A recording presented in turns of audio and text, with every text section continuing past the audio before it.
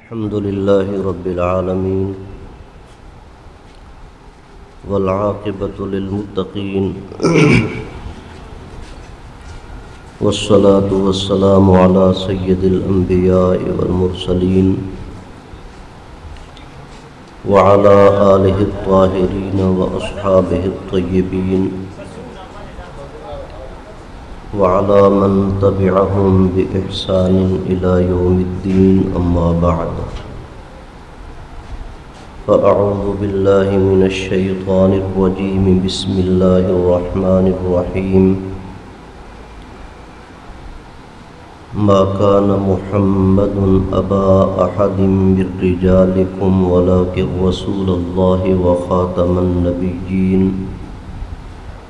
وكان الله بكل شيء عليما صدق الله العظيم وبلغنا رسوله النبي الكريم ونحن على ذلك لمن الشاهدين والشاكرين والحمد لله رب العالمين اللهم صل على محمد وعلى آل محمد كما صليت على إبراهيم وعلى آل إبراهيم إنك حميد مجيد اللهم بارك على محمد وعلى آل محمد كما باركت على إبراهيم وعلى آل إبراهيم إنك حميد مجيد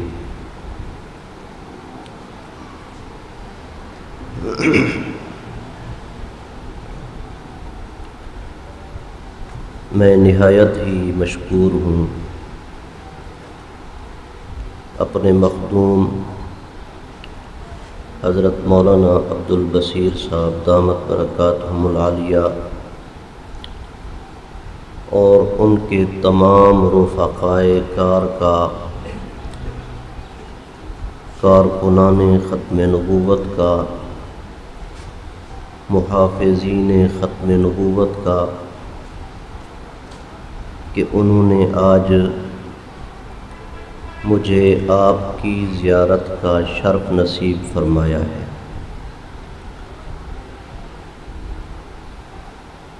اور آج پہلی مرتبہ ختم نبوت کے حوالے سے ختم نبوت کی وساطت سے ختم نبوت کی برکت سے تاریخی شہر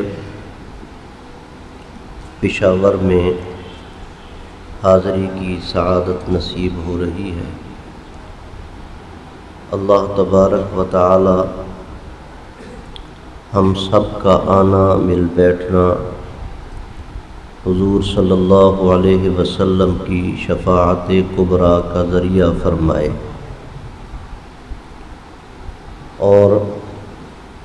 اپنی بارگاہ میں قبول و منظور فرمائے۔ مجھے حکم دیا گیا ہے کہ عقیدہ ختم نبوت کے حوالے سے کچھ عرض کروں۔ عقیدہ ختم نبوت، مسئلہ ختم نبوت ایسا بدیہی، واضح اور صاف ستھرا عقیدہ اور مسئلہ ہے کہ 1400 سال سے پوری امت اور امت کا ہر خاص و عام، عالم و جاہل، پڑھا ہوا ان پڑھ اور تمام مسلمان اس عقیدہ اور مسئلہ پر متفق چلے آ رہے ہیں۔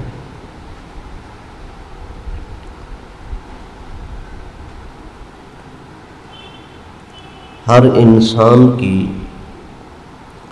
فطری کشش اسی عقیدہ اور مسئلہ کی طرف ہے۔ مسلمان تو مسلمان، دنیا کے لا تعداد اور بے شمار غیر مسلم کافر بھی آپ صلی اللہ علیہ وسلم کی ختم نبوت کو مانتے چلے آئے ہیں۔ تاریخ اسلام اور قرآن و حدیث اس پر شاہد عدل ہیں۔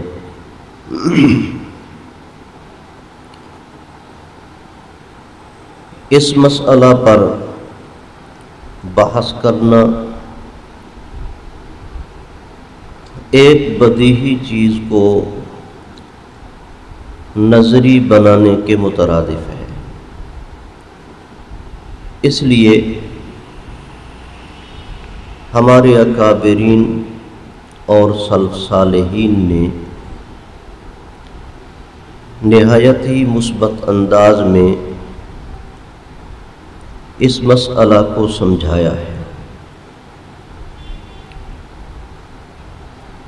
اس سے پہلے اس مسئلہ پر اتنی کتابیں وجود میں نہیں آئیں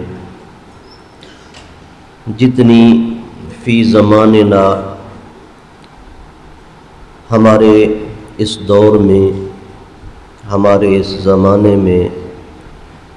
بالخصوص بر صغیر پاک و ہند میں اس موضوع پر چھوٹی بڑی بے شمار کتابیں وجود میں آ گئی ہیں۔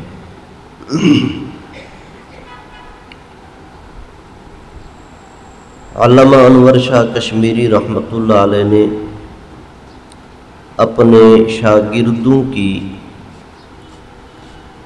ایک جماعت کو اس کام کے لیے مختص کر دیا اور ان کے ذمہ مختلف موضوعات لگا دیے کہ آپ نے ان موضوعات پہ کام کرنا ہے، کتابیں لکھنی ہیں، مناظرے کرنے ہیں اور تقریریں کرنی ہیں۔ چونکہ بر صغیر پاک و ہند کا سب سے بڑا منحوس فتنہ قادیانیت ہے، ہمارے اکابرین نے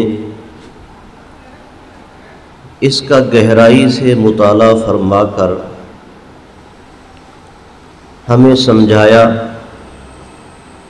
اور اس کے طول عرض عمق کو دیکھ کر فرمایا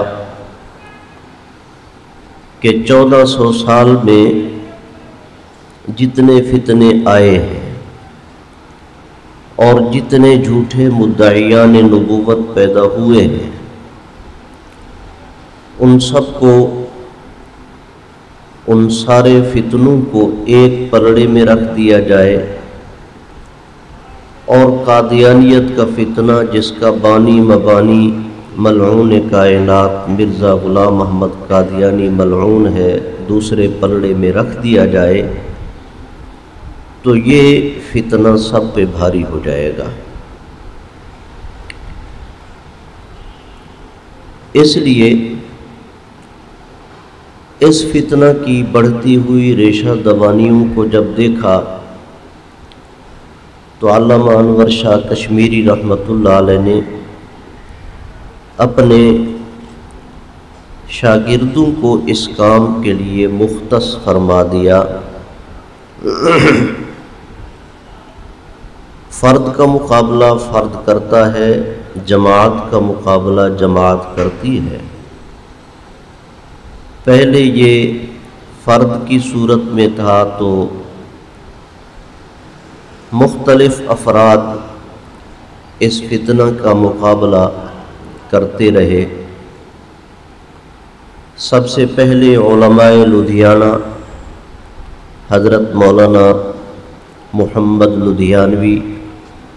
حضرت مولانا عبداللہ لدھیانوی، حضرت مولانا اسماعیل لدھیانوی، حضرت مولانا عبدالعزیز لدھیانوی رحمہم اللہ، انہوں نے مرزا قادیانی کے کفر کے متعلق فتویٰ دیا، اور پھر آگے چل کر علامہ انور شاہ کشمیری رحمۃ اللہ علیہ نے دیکھا کہ یہ فتنہ تو بڑھتا چلا جا رہا ہے، اور اس دور میں مجلس احرار اسلام جہاں حریت کی جنگ لڑ رہی تھی تو وہاں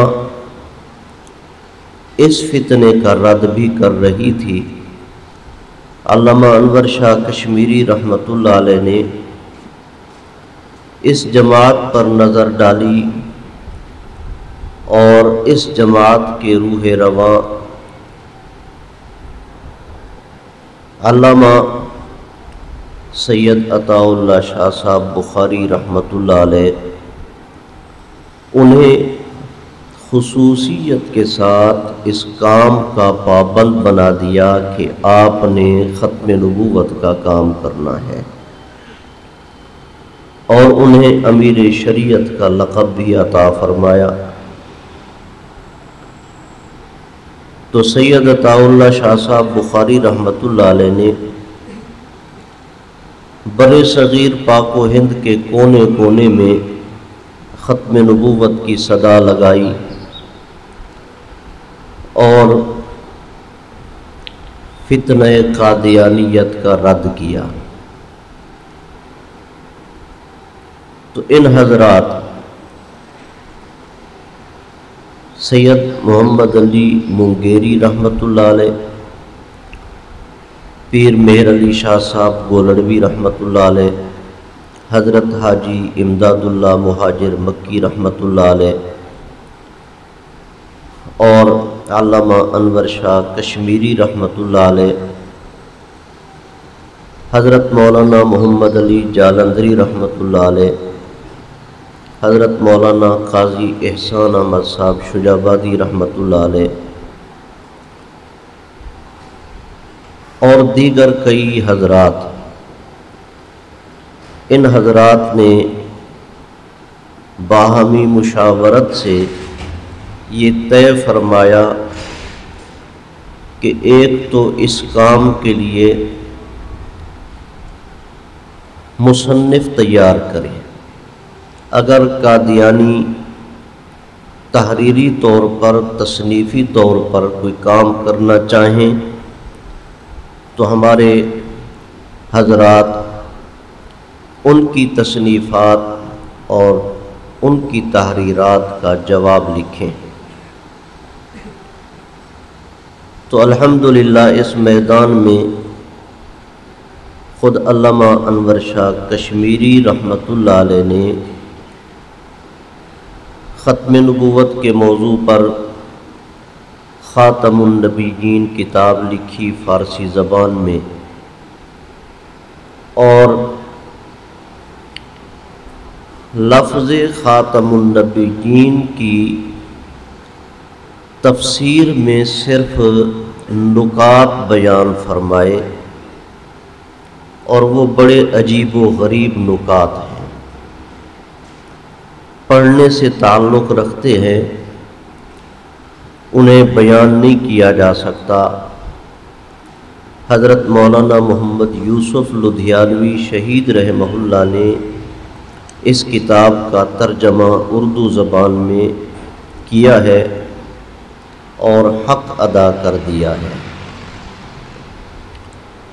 علامہ انور شاہ کشمیری رحمۃ اللہ علیہ نے یہ کتاب لکھی،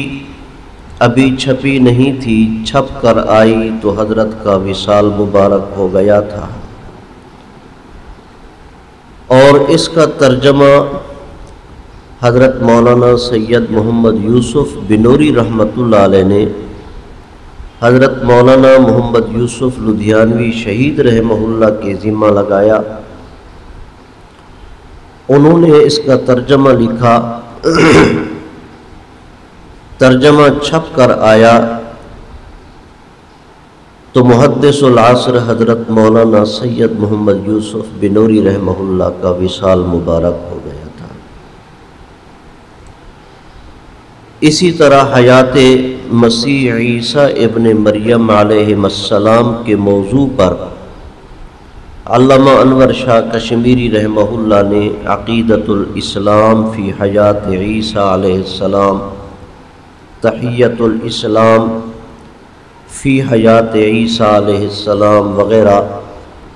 کتابیں تحریر فرمائیں، اور اپنے مایہ ناز شاگردوں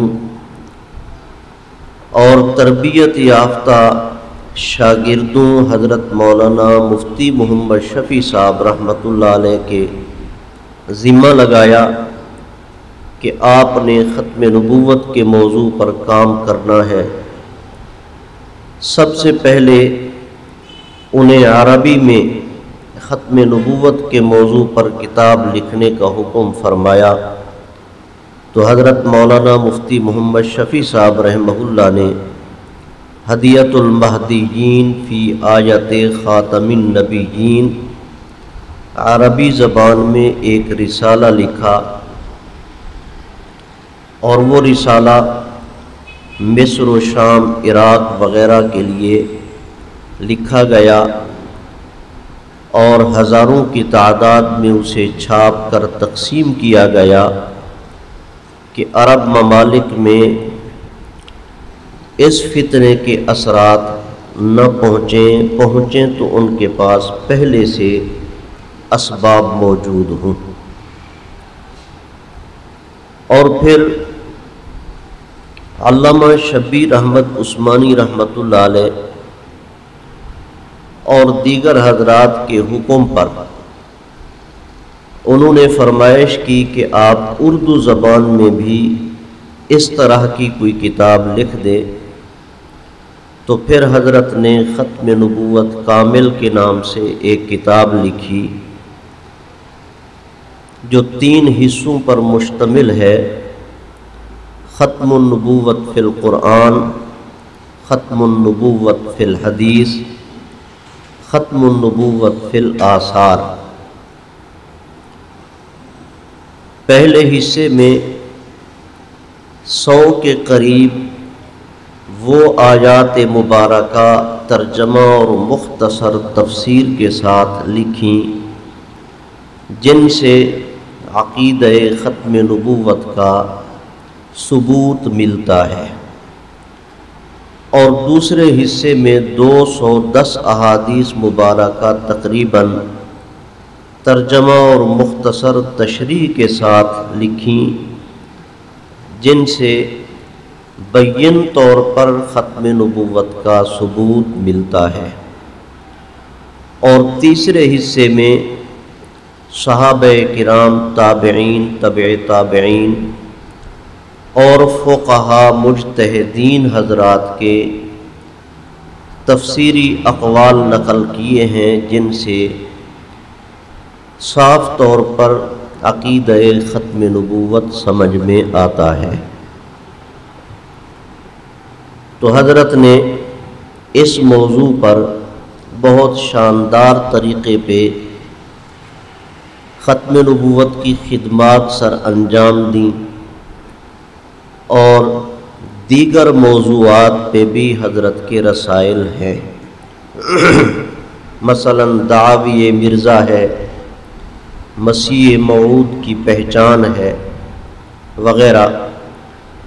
اللہ نے اس کتاب کو اتنی مقبولیت عطا فرمائی کہ یہ کتاب سال ہا سال سے دارالعلوم دیوبند سے لے کر آج تک چھپ رہی ہے، اور تمام طبقات اور تمام مکاتب فکر کے حضرات اس کتاب سے استفادہ کر رہے ہیں۔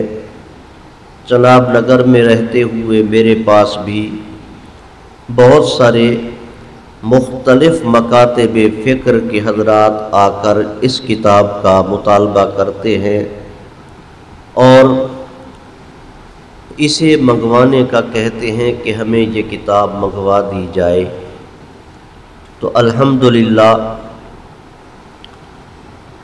آپ کی جماعت عالمی مجلس تحفظ ختم نبوت اپنے ان تمام اکابرین کی خدمات کی امین جماعت ہے، تو الحمدللہ بلا تخصیص اور بلا امتیاز وہاں سے ہر قسم کا لٹریچر، ہر قسم کی کتاب انہیں مہیا کر دی جاتی ہے، نہیں تو انہیں مشورہ دے دیا جاتا ہے اور وہ مختلف مکتبوں سے، مختلف اداروں سے، مختلف دکانوں سے کتابیں خرید کر کے پڑھتے ہیں اور ختم نبوت کا کام کرتے ہیں۔ صرف یہ نہیں کہ پڑھ لیا اور بیٹھ گئے، میں ان گناہگار آنکھوں کے ساتھ مشاہدہ کرتا ہوں کہ وہ ان کتابوں کو پڑھ کر ختم نبوت کے کام میں لگ جاتے ہیں۔ یہ میں اس لیے عرض کر رہا ہوں کہ ہم یہاں ایک مقصد لے کر بیٹھے ہیں، تو اس مقصد میں ہم کامیاب ہو کے یہاں سے جائیں۔ ایک عزم لے کر آئے ہیں، تو اس عزم کو لے کر ہم آگے بڑھیں۔ اسی طرح علامہ انور شاہ کشمیری رحمۃ اللہ علیہ نے حضرت مولانا محمد ادریس کاندھلوی رحمہ اللہ کے ذمہ لگایا کہ آپ ختم نبوت کے مسئلہ پر کام کریں اور حیات مسیح عیسیٰ ابن مریم علیہ السلام پر کام کریں۔ چنانچہ انہوں نے مسک الختام فی ختم النبوت سید الانام صلی اللہ علیہ وسلم کے نام سے ایک بہت ہی عام فہم اور علمی انداز میں رسالہ مرتب فرمایا، وہ بھی پڑھنے کے قابل ہے، اور شرائط نبوت ہیں اور حیات مسیح عیسیٰ ابن مریم علیہ السلام کے موضوع پر عجیب و غریب انداز میں انہوں نے رسائل لکھے۔ اسی طرح حضرت مولانا سید محمد بدر عالم میرٹھی رحمۃ اللہ علیہ کے ذمہ لگایا کہ آپ بھی ان موضوعات پہ کام کریں۔ انہوں نے بھی ختم نبوت کے موضوع پر، حیات مسیح عیسیٰ ابن مریم علیہ السلام پر، دجال اکبر پر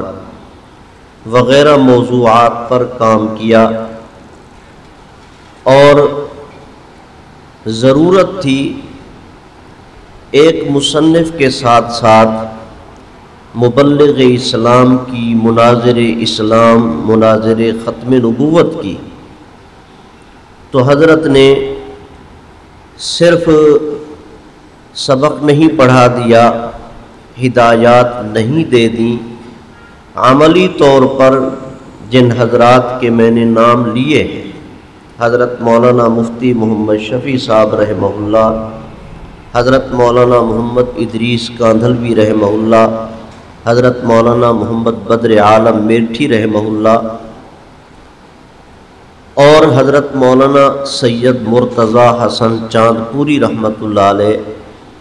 ان حضرات کے جہاں تصنیف کا کام ذمہ لگایا، وہاں مناظرے کا کام بھی ذمہ لگایا، اور اپنے ساتھ لے جا کر مختلف مقامات پہ جہاں قادیانی فتنہ پھیلا رہے تھے اور مسلمانوں کو تنگ کر رہے تھے، وہاں لے جا کر مناظرے کی تربیت بھی دی، خود مناظرہ بھی فرمایا، ان کے ذریعے مناظرہ بھی کرایا، اور صرف مناظرے کی حد تک نہیں، پھر کچھ دن رہ کر ان مختلف علاقوں میں ختم نبوت کے موضوع پر، رد قادیانیت کے موضوع پر ان سے تقریریں کرا کر جو مسلمان اس فتنے سے متاثر ہو گئے تھے یا ہو رہے تھے، انہیں واپس اسلام میں الحمدللہ لے آئے۔ تو چونکہ یہ تربیتی نشست ہے، اس لیے سبق پڑھانے والے تو الحمدللہ ہمارے بہت سارے شیوخ اور مشائخ تشریف لا رہے ہیں، لائیں گے، اور میرے بعد مناظر ختم نبوت اور ہم سب کے استاد حضرت مولانا مفتی محمد راشد مدنی صاحب دامت برکاتہم العالیہ بھی تشریف لانے والے ہیں۔ ان کی تشریف آوری سے قبل میں یہ چند منٹ کے لیے آپ حضرات سے مخاطب ہوں۔ تو حضرت مولانا سید انور شاہ کشمیری رحمۃ اللہ علیہ نے ضرورت تھی کہ اس میدان میں خاص طور پر ایک مناظر بھی ہونا چاہیے، اور وہ مناظر اسلام بھی ہو، مبلغ اسلام بھی ہو، مناظر ختم نبوت بھی ہو۔ تو حضرت نے یہ کام سپرد کیا حضرت مولانا سید مرتضی حسن چاندپوری رحمۃ اللہ علیہ کے۔ ایک طرف وہ دارالعلوم دیوبند کے ناظم تعلیمات تھے، اور دوسری طرف وہ مناظر اسلام بھی تھے، مناظر ختم نبوت بھی تھے، اور مبلغ اسلام بھی تھے، اور قادیانی لٹریچر پر نگاہ رکھتے تھے کہ کون سا رسالہ قادیانیوں کا منظر عام پر آ رہا ہے، اس کو پڑھنا اور اس کا رد کرنا، یہ بھی حضرت کے ذمہ تھا۔ الحمدللہ جو کام علامہ انور شاہ کشمیری رحمۃ اللہ علیہ نے اپنے شاگردوں، صرف اسی حد تک نہیں، حضرت مولانا مجاہد ملت حضرت مولانا محمد علی جالندھری رحمۃ اللہ علیہ اور مجاہد اسلام حضرت مولانا غلام غوث ہزاروی رحمۃ اللہ علیہ، اسی طرح فقیہ وقت حضرت مولانا مفتی محمود صاحب رحمۃ اللہ علیہ، اور دیگر بہت سارے حضرات کے علامہ انور شاہ کشمیری رحمۃ اللہ علیہ نے یہ کام ذمے لگائے کہ تم نے ختم نبوت کے میدان میں یہ کام کرنا ہے۔ چونکہ قادیانیت چاہتی تھی کہ ان محافظین ختم نبوت اور مجاہدین ختم نبوت کی آواز دب جائے۔ یہ دیکھو جگر گردے کا کام ہے کہ کفر گڑھ میں قادیان میں جا کر دفتر قائم کرنا اور وہاں جلسہ رکھنا، کانفرنسیں کرنا اور ختم نبوت کی تبلیغ کرنا، مرزائیوں کے ساتھ مناظرہ کرنا، یہ معمولی کام نہیں تھا۔ اپنے بنے بنائے ماحول میں، پرامن ماحول میں بات کرنا اور ہوتا ہے، لیکن کفر گڑھ میں جا کر ختم نبوت کی صدا لگانا یہ ایک معنی رکھتا ہے۔ قادیانی اس وقت سے لے کر آج تک یہ دہشت گرد ہیں دنیا کے، اور سب سے بڑے دہشت گرد ہیں۔ تو یہ اپنی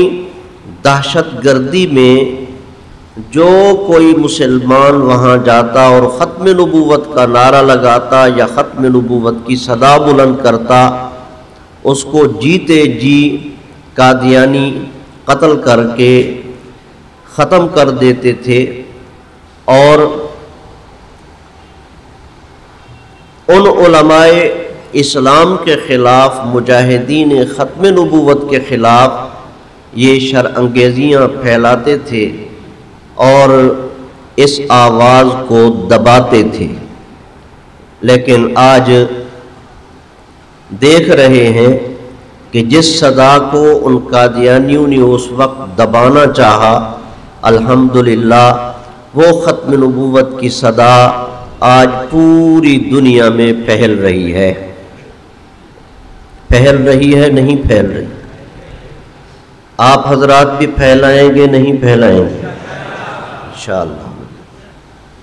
تو بہرحال علامہ انور شاہ کشمیری رحمۃ اللہ علیہ نے نظر ڈالی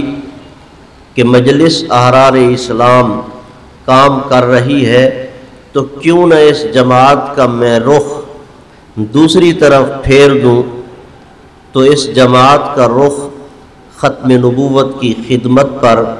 اور رد قادیانیت کی طرف پھیر دیا۔ پھر آگے چل کر حضرت نے یہ سوچا کہ دینی حلقے میں، مسلمانوں میں، علماء میں، دینی مدارس میں تو الحمدللہ ختم نبوت کی صدا لگ چکی ہے۔ اب جو جدید تعلیم یافتہ طبقہ ہے، عصری تعلیم والا طبقہ ہے، یونیورسٹی، کالج، اسکول والا، تو وہاں تک صدا کیسے لگائی جائے اور ختم نبوت کی آواز کیسے پہنچائی جائے، تو اس کام کے لیے حضرت نے حضرت مولانا سعید احمد اکبر آبادی صاحب اور مولانا ظفر علی خان صاحب اور علامہ اقبال مرحوم کو تیار فرمایا۔ انہوں نے اس طبقے میں جدید تعلیم یافتہ طبقہ، عصری تعلیم والا طبقہ، ان تک ختم نبوت کی آواز پہنچانے کے لیے ان 3 حضرات کو منتخب کیا اور ان کی خصوصیت سے تربیت فرمائی۔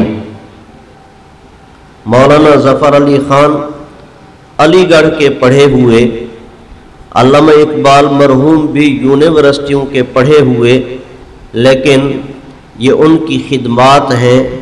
اور ہمیشہ ان کی ان خدمات کو سراہا جائے گا، ان خدمات کو خراج تحسین پیش کیا جائے گا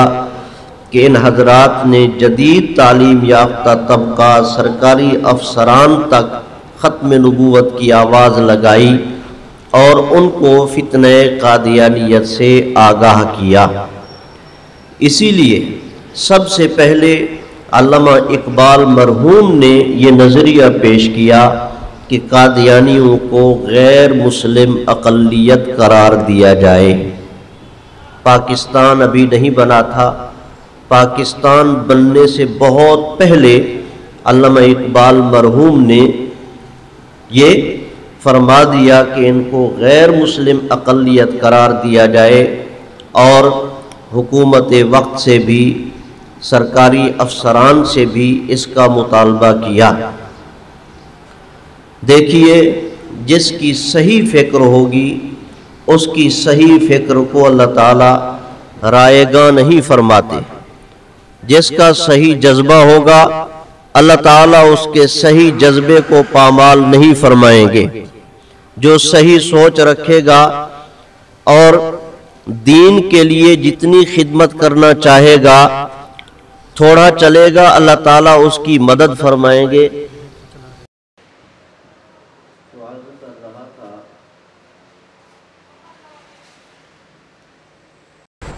کہ علامہ انور شاہ کشمیری رحمۃ اللہ علیہ نے ہر حوالے سے ختم نبوت کے کام کی بنیاد رکھی۔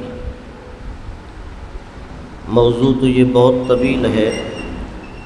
میں اسے یہیں چھوڑ کر اپنی بات کی طرف آتا ہوں۔ عرض کیا تھا کہ عقیدہ ختم نبوت ایک ایسا بدیہی مسئلہ ہے، ایسا واضح مسئلہ ہے اور ایسا صاف ستھرا مسئلہ ہے کہ 1400 سال میں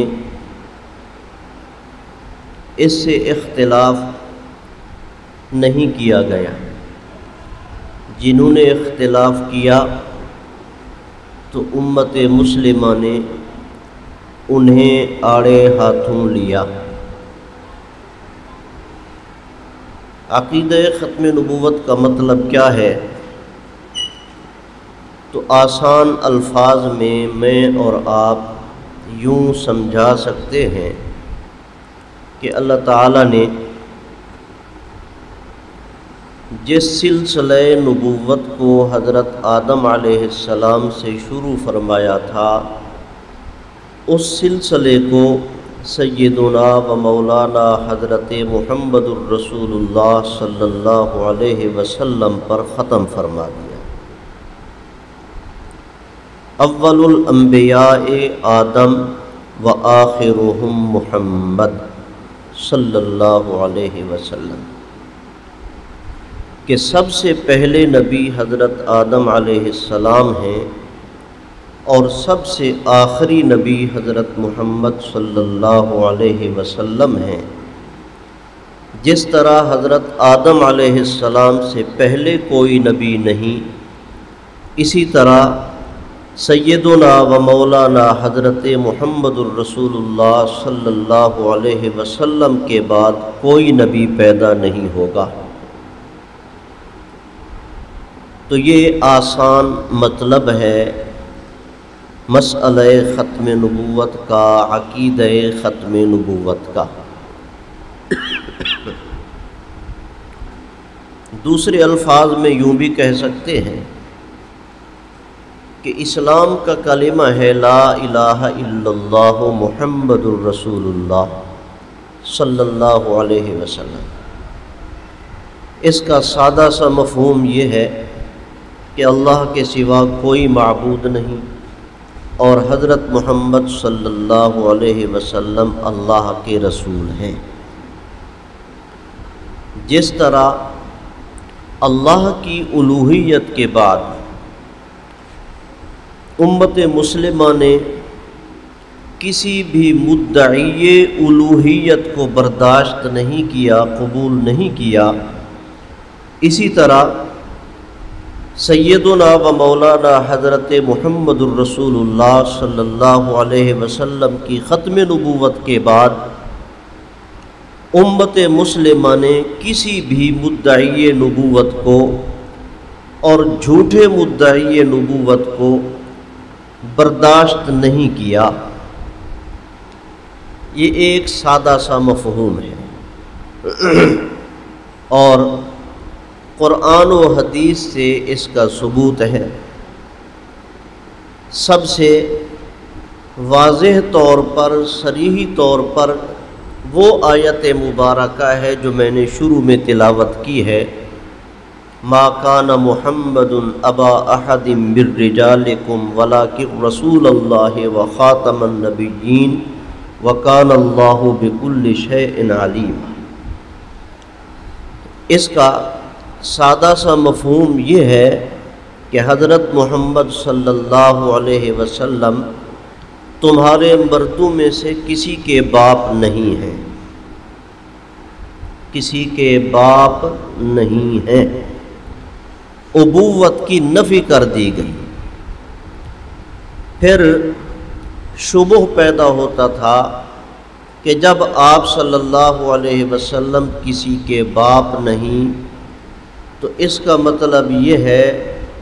کہ یہ امت آپ کی شفقت سے محروم ہے۔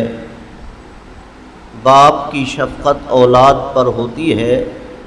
تو آپ صلی اللہ علیہ وسلم کی شفقتوں سے یہ امت محروم ہو گئی، تو اللہ نے فرمایا وَلَٰكِن رسول اللہ۔ درس نظامی پڑھنے والے میرے مخدوم علماء کرام، پڑھنے پڑھانے والے مخدوم علماء کرام اور عزیز طلباء تشریف رکھتے ہیں۔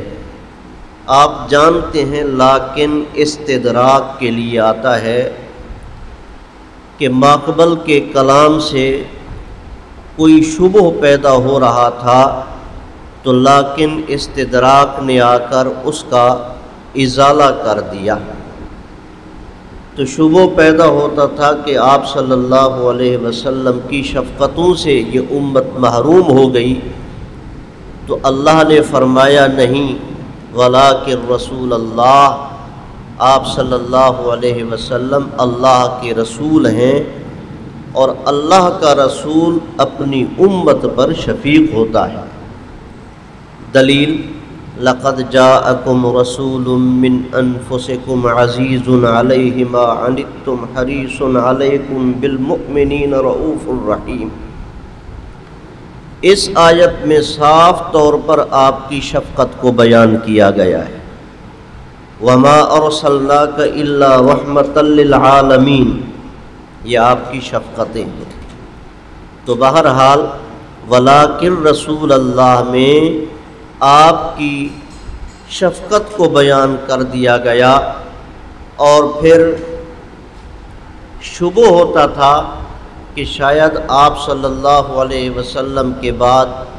یہ امت شفقت سے محروم ہو جائے، تو اللہ نے وخاتم النبیین کا جملہ رکھ دیا، فرمایا میرے محبوب آخری نبی ہیں، میرے محبوب آخری نبی ہیں، آخری رسول ہیں، میرے محبوب کے بعد قیامت تک کوئی نیا نبی پیدا نہیں ہوگا، آپ کی ختم نبوت ہمیشہ ہمیشہ کے لیے ہے۔ جب آپ کی نبوت کا زمانہ ہی ختم نہیں ہوگا تو یہ امت بھی شفقتوں سے محروم نہیں ہوگی۔ یہ عجیب جملے اللہ تبارک و تعالی نے اس آیت مبارکہ میں رکھ دی۔ اسی لیے علامہ ابن کثیر رحمہ اللہ نے فرمایا فَهَذِهِ الْآيَةُ نَصٌّ فِي أَنَّهُ لَا نَبِيَّ بَعْدِي، کہ یہ آیت اس مسئلہ میں صاف طور پر بین طور پر موجود ہے کہ آپ کے بعد کوئی نبی نہیں، اور فرمایا جب آپ کے بعد کوئی نبی نہیں ہے تو رسول بطریق اولا نہیں ہوگا۔ اس لیے نبوت کا سلسلہ بھی اور رسالت کا سلسلہ بھی آپ صلی اللہ علیہ وسلم کی ذات اقدس پر ختم کر دیا گیا ہے۔ میں اور آپ درس نظامی میں پڑھتے رہتے ہیں کہ قرآن پاک کو سمجھنے کے لیے کچھ معیار ہوا کرتا ہے، کچھ درجات ہوا کرتے ہیں، اور وہ مفسرین حضرات نے، اور بالخصوص وہ حضرات جنہوں نے علوم القرآن پر خدمات سر انجام دی ہیں، انہوں نے اپنی کتابوں میں جو علوم القرآن پر مشتمل ہیں سب سے پہلے یہ مسئلہ لکھا ہے کہ قرآن پاک کو سمجھنے کے لیے کیا معیار ہونا چاہیے۔ کسی نے 25 بیان کیے، کسی نے 20 بیان کیے، کسی نے 15 لکھے، اور کسی نے کم کسی نے زیادہ لکھے، لیکن جن حضرات نے بھی لکھا تو سرِ فہرست یہ لکھا کہ قرآن پاک کو سمجھنے کے لیے سب سے پہلا معیار اور سب سے پہلا درجہ ہے تفسیر القرآن بالقرآن۔ قرآن پاک کو قرآن پاک کے ذریعے سے سمجھنا، قرآن پاک کی تفسیر قرآن پاک کے ذریعے سے کرنا، ایک جگہ اجمال تو دوسری جگہ اس کی تفصیل موجود ہوتی ہے، یہ پہلا معیار ہے۔ مثال کے طور پر ہم نماز میں پڑھتے ہیں اہدنا الصراط المستقیم صراط الذین انعمت علیہم غیر المغضوب علیہم ولا الضالین، اے اللہ ہمیں صراط مستقیم پر چلنے کی توفیق عطا فرما۔ کن لوگوں کا راستہ؟ آگے فرمایا ان لوگوں کا راستہ جو انعام یافتہ ہیں۔ اب انعام یافتہ کون لوگ ہیں تو یہاں بیان نہیں کیا گیا۔ دوسری جگہ سورہ نساء 5ویں پارے میں اللہ نے فرمایا وَمَن يُطِعِ اللَّهَ وَالرَّسُولَ فَأُولَٰئِكَ مَعَ الَّذِينَ أَنْعَمَ اللَّهُ عَلَيْهِم مِّنَ النَّبِيِّينَ وَالصِّدِّيقِينَ وَالشُّهَدَاءِ وَالصَّالِحِينَ۔ تو انعام یافتہ لوگ بیان کر دیے کہ وہ 4 طبقے ہیں۔ پہلا طبقہ انبیاء علیہ السلام کا ہے، دوسرا طبقہ صدیقین کا ہے، تیسرا طبقہ شہداء کا ہے، اور چوتھا طبقہ صالحین کا ہے۔ تو اس کو کہا جاتا ہے تفسیر القرآن بالقرآن۔ اس لیے علماء نے مستقل اس موضوع پر بھی کتابیں لکھی ہیں، جیسے علامہ ابن جوزی رحمۃ اللہ علیہ نے تفسیر القرآن بالقرآن کے موضوع پر مستقل ایک کتاب لکھی، اور انہوں نے سمجھایا آیات پیش کر کے کہ دیکھو اس آیت میں اجمال ہے تو دوسری جگہ اس کی تفصیل موجود ہے، اس جملے میں اجمال ہے تو ساتھ اس کی تفصیل موجود ہے۔ تو قرآن پاک کو اس انداز میں سمجھنا یہ تفسیر کا پہلا معیار اور پہلا درجہ ہے، تفسیر القرآن بالقرآن۔ اب دیکھیے آپ صلی اللہ علیہ وسلم کی ختم نبوت کو سمجھنے کے لیے یہ ایک آیت بھی کافی تھی، لیکن اس کے علاوہ بھی دوسری آیات موجود ہیں، جیسے پہلے عرض کر چکا ہوں کہ حضرت مولانا مفتی محمد شفیع صاحب رحمہ اللہ نے مستقل طور پر یہ عنوان اختیار کر کے ختم النبوت فی القرآن، اس میں تقریباً 100 آیات مبارکہ نمونے کے طور پر لکھیں کہ ان سے ختم نبوت کے مسئلے کو اس طرح سمجھا جا سکتا ہے اور اس طرح اس کا ثبوت تمہیں مہیا ہوگا، اس کا ثبوت تمہیں مل جائے گا۔ اسی طرح دوسری آیت مبارکہ ہے الیوم اکملت لکم دینکم واتممت علیکم نعمتی ورضیت لکم الاسلام دینا۔ سن 10 ہجری میں آپ صلی اللہ علیہ وسلم کی ذات اقدس پر میدان عرفات میں، اور 9 ذی الحج کا دن ہے، حج کا دن ہے، اور پھر جمعۃ المبارک کا دن ہے، وہاں صحابہ کرام کے مجمع میں 40,000 سے لے کر 1.25 لاکھ کم و بیش تک کے اقوال ملتے ہیں، اتنا مجمع موجود، اور آپ پہ یہ آیت مبارکہ اتری الیوم اکملت لکم دینکم، کہ آج کے دن میں نے تمہارے اوپر تمہارا دین مکمل کر دیا۔ دین کیوں مکمل ہوا؟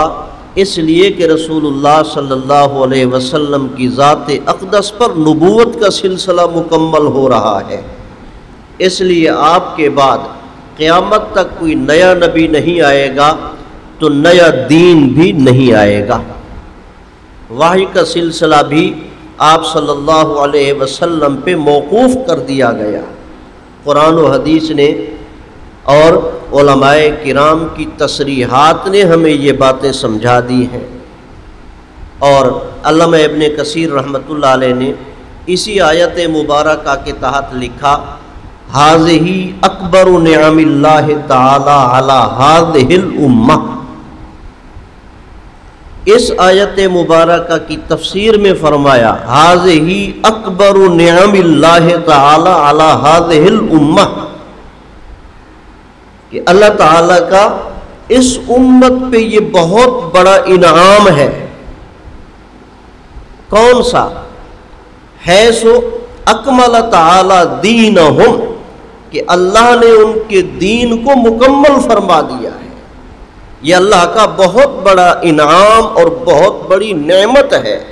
اور وہ انعام صرف اس امت کو مل رہا ہے، سابقہ امتوں کو نہیں دیا گیا۔ فلا یحتاجون الی دین غیر دین، لہذا اب وہ دین اسلام کے علاوہ کسی اور دین کی یہ امت محتاج نہیں ہوگی۔ اس لیے سختی سے عظمت بھی ہے اور جلال بھی ہے، وَمَن يَبْتَغِ غَيْرَ الْإِسْلَامِ دِينًا فَلَن يُقْبَلَ مِنْهُ، کہ جو دین اسلام کے علاوہ کوئی اور دین تلاش کرے گا ہرگز اس کا دین قبول نہیں کیا جائے گا۔ ان الدین عند اللہ الاسلام، پسندیدہ دین اللہ کے ہاں ہے تو وہ دین اسلام ہے، آسمانی دین ہے، آخری پیغام ہے، آخری دستور العمل ہے جو قیامت تک کے لیے رہے گا، اور باقی سب ادیان مٹ گئے۔ باقی ادیان پرائیویٹ کہہ سکتے ہو، شخصی کہہ سکتے ہو، لیکن اللہ کا سرکاری دین اور مذہب وہ مذہب اسلام ہے۔ تو علامہ ابن کثیر رحمہ اللہ نے اس آیت مبارکہ کی تفسیر کرتے ہوئے اس امت کو جھنجھوڑ کر فرمایا ھذہ اکبر نعم اللہ علی ھذہ الامہ، کہ یہ اللہ کا اس امت پہ بہت بڑا انعام ہے، حیث اکمل تعالی دینہم فلا یحتاجون الی دین غیر دینہ ولا نبی غیر نبیہم، وہ اپنے نبی کے علاوہ اب کسی اور نبی کے محتاج نہیں ہیں۔ کتنی پیاری باتیں، شاندار باتیں آسان الفاظ میں سمجھائی ہیں، اس کے باوجود پھر بھی کسی کو نہ سمجھ آئے تو وہ دنیا کائنات کا ازلی شقی اور بدبخت اور محروم القسمت آدمی ہے کہ اللہ کی اتنی بڑی نعمت ختم نبوت سے بھی منہ پھیر لیتا ہے اور دین اسلام سے بھی منہ پھیر لیتا ہے۔ اور آگے علامہ ابن کثیر رحمہ اللہ نے فرمایا وَلِہَذَا جَعَلَ اللَّهُ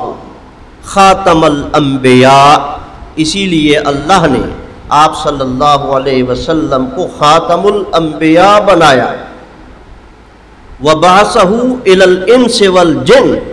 اور تمام جنات اور تمام انسانوں کی طرف آپ صلی اللہ علیہ وسلم کو مبعوث فرمایا۔ قُلْ يَا أَيُّهَا النَّاسُ إِنِّي رَسُولُ اللَّهِ إِلَيْكُمْ جَمِيعًا، صاف طور پر قرآن پاک میں اعلان ہے، اس سے بڑھ کر اور کیا اعلان ہو؟ قُلْ يَا أَيُّهَا النَّاسُ إِنِّي رَسُولُ اللَّهِ إِلَيْكُمْ جَمِيعًا، میں تم سب کی طرف اللہ کا رسول بنا کر بھیجا گیا ہوں۔ تو بہرحال جتنا بھی اس پر عرض کروں اتنا کم ہے۔ تو پہلا معیار اور پہلا درجہ وہ تفسیر القرآن بالقرآن ہے، اور دوسرا درجہ تفسیر القرآن بالحدیث ہے،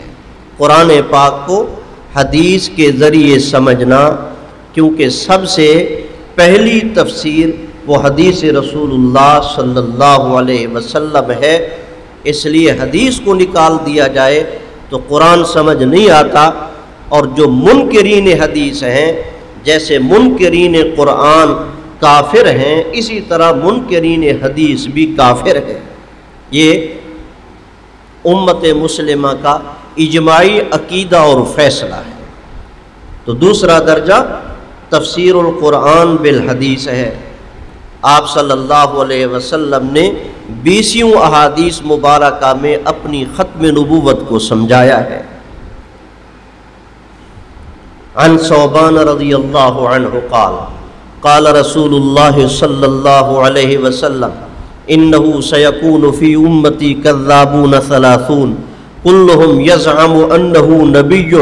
وانا خاتم النبیین لا نبی بعدی۔ حضرت ثوبان جو آپ صلی اللہ علیہ وسلم کے آزاد کردہ غلام ہیں، وہ روایت فرماتے ہیں کہ رسول اللہ صلی اللہ علیہ وسلم نے ارشاد فرمایا انہو سیکون فی امتی، میرے بعد میری امت میں کذاب پیدا ہوں گے، دجال پیدا ہوں گے، بہت بڑے جھوٹے اور بہت بڑے فراڈیے وہ پیدا ہوں گے۔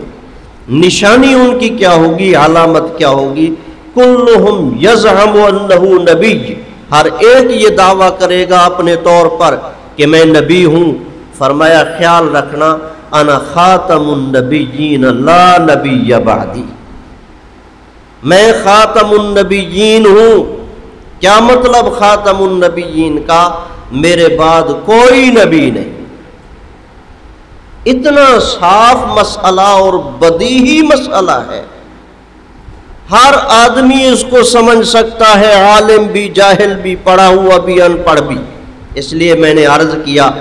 اور یہ صرف میری بات نہیں ہے، آپ تاریخ اٹھا کر دیکھیں، پوری دنیا کے غیر مسلم اور کافر بھی اقرار کرتے ہیں کہ آپ صلی اللہ علیہ وسلم آخری نبی ہیں، لیکن وہ ایمان سے محروم ہو کر گئے اور جا رہے ہیں، آئے نہیں آپ کے دامن رحمت میں۔ تو آپ صلی اللہ علیہ وسلم نے فرمایا انا خاتم النبیین۔ اب آیت مبارکہ کو بھی پڑھو، ولیکن رسول اللہ وخاتم النبی، اور اس حدیث پاک کو بھی دیکھو، انا خاتم النبیین لا نبی بعدی۔ درس نظامی پڑھنے والے، پڑھانے والے میرے مخدوم علماء کرام اور طلباء کرام تشریف رکھتے ہیں، انا خاتم النبیین لا نبی بعدی، درمیان میں واو عاطفہ بھی ذکر نہیں کیا گیا کہ کہیں تغیر نہ پیدا ہو جائے۔ لا نبی بعدی انا خاتم النبیین کی تفسیر ہے۔ اس قدر وضاحت و صراحت کے بعد پھر بھی کوئی بندہ ختم نبوت کو نہ سمجھے تو پھر اس کو خدا سمجھے،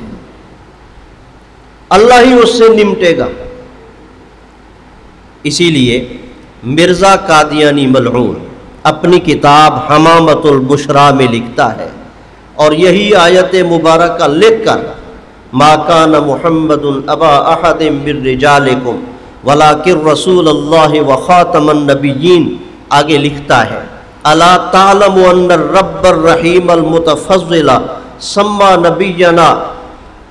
خاتم الانبیاء بغیر استثناء وفسرہ نبینا فی قولہ لا نبی بعدی ببیان واضح للطالبین۔ یہ مرزا قادیانی نے اپنی کتاب میں لکھا ہے کہ تمہیں معلوم نہیں ہے کہ رب کریم نے آپ صلی اللہ علیہ وسلم کا نام خاتم الانبیاء رکھا ہے، اور بغیر کسی استثناء کے آپ کو خاتم الانبیاء فرمایا،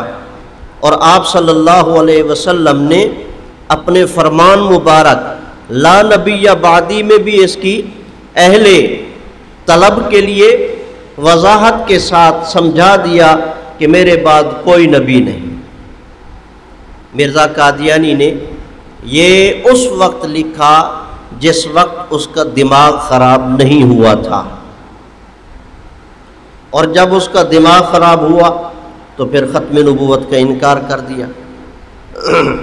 انشاءاللہ العزیز پھر اگلی نشست میں اس پر کچھ عرض کر دوں گا، تو ابھی میں صرف اس حوالے سے عرض کر رہا ہوں کہ احادیث مبارکہ میں آپ صلی اللہ علیہ وسلم نے وضاحت کے ساتھ ختم نبوت کا مسئلہ سمجھا دیا ہے، اور اللہ کی شان یہ حدیث پاک انا خاتم النبیین لا نبی بعدی، آپ کی محبوب جماعت عالمی مجلس تحفظ ختم نبوت کی وساطت سے لاکھوں کی تعداد میں یہ حدیث لکھی گئی اور چھاپی گئی، لاکھوں کی تعداد میں۔ میرے شیخ خانقاہ عالیہ قادریہ راشدیہ دین پور شریف ضلع رحیم ارخان مجھے فرمانے لگے، میں وہاں ایک ادارے میں تدریس کرتا تھا، تو مجھے فرمایا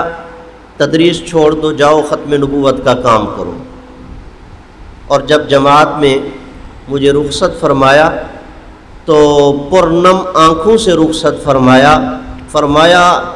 اس جذبے اور اس نیت کے ساتھ کام کرنا کہ کل قیامت کے دن حضور صلی اللہ علیہ وسلم کی شفاعت نصیب ہو جائے، اپنا نام پیدا کرنے کے لیے نہیں، فخر اور غرور کے لیے نہیں کہ میں نے بڑا کارنامہ، نہیں، آپ صلی اللہ علیہ وسلم کی ختم نبوت کا ادنا حیثیت سے محافظ بن کے اور خادم بن کے کام کرنا، اور اکابرین ختم نبوت کی جوتیاں اٹھا کے رہنا کہ ان کی جوتیوں کے صدقے اللہ ختم نبوت کی خدمت کرنے کی توفیق عطا فرمائے۔ تو مختلف مجلسوں میں مجھے بہت سارے واقعات بھی سنائے۔ ایک واقعہ یہ سنایا کہ امیر شریعت سید عطا اللہ شاہ صاحب بخاری رحمۃ اللہ علیہ خانقاہ میں تشریف لائے۔ حضرت نے بہت دورے کیے ہیں پورے بر صغیر پاک و ہند کے، دیکھو حج کے لیے تشریف نہیں لے گئے، حج کے لیے تشریف نہیں لے گئے، ہمیں عظمت سمجھائی کہ اس کام کی کتنی عظمت ہے،